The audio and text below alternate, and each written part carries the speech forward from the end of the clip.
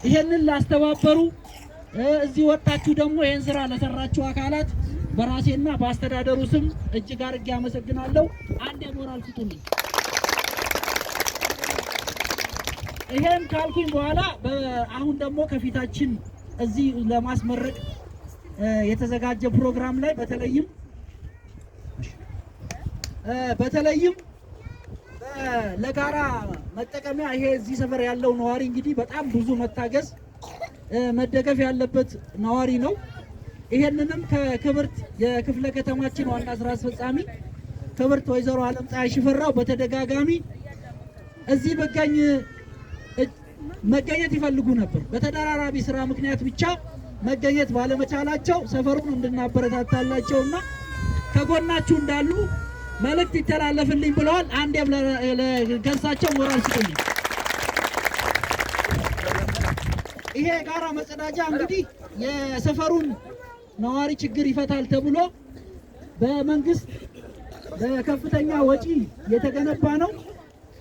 ግንባታው ከተጠናቀቀም በኋላ በተለይ የውሃ ሮቶ ማስቀመጫና ውሃ መስመር ያልተገጠመለት በመሆኑ ለረጅም ጊዜ ቆይቶ አሁን ችግሩን በጋራ እንፈታለን ብለን ከአቶ አባይነህ ጋር በመነጋገር ከሌሎች ኮንትራክተሮች ላይ ከተበደረው በጀት በማምጣት ጭምር ድጋፍ አድርገውልን ይሄንን የውሃ ሮቶ አስገንብተን ውሃ መስመር እንዲገባለት አድርገናል። ዛሬ ለምርቃት እንዲበቃ ተደርጓል ማለት ነው። ለዚህም የክፍለ ከተማችንን ዲዛይንና ግንባታ ጽህፈት ቤት ኃላፊ አቶ አባይነህን አንዴ ሞራል ስጡልኝ። አንዴ እንድታመዘ ምክንያቱም ትልቅ ድጋፍ ስላደረጉልኝ። ይሄንን ካልኩኝ ምናልባትም አዘጋጆቹ ይሄ ፕሮግራም እንዲሳካ በተለይም የችግኝ ተከላውንም ይሄንንም ፕሮግራም በማስተባበር በተለይም የታይዋን መረጃጃ እድር ሰብሳቢ አቶ ጀዋር ሙሜ ወይም ደግሞ በስራ መጠራቸው ዋና ሳጅን ጀዋር ሙሜን አንድ እንድታመሰግኑልኝ ጠይቃለሁ። ሁሉንም ኮሚቴዎች ይህንን ያስተባበሩ አንድ ሞራል ስጡልኝ። እጅግ አድርጌ አመሰግናለሁ። ከተባበርን አብረን መቆም ከቻልን በርካታ ስራዎችን እንደ ሀገር ማሳካት እንችላለን። እንደተባለውም አሁን ሀገራችን በለውጥ ጎዳና ላይ ነው ያለችው። ይሄ ለውጥ ግን ወደፊት እንጂ ወደ ኋላ አይመለስም።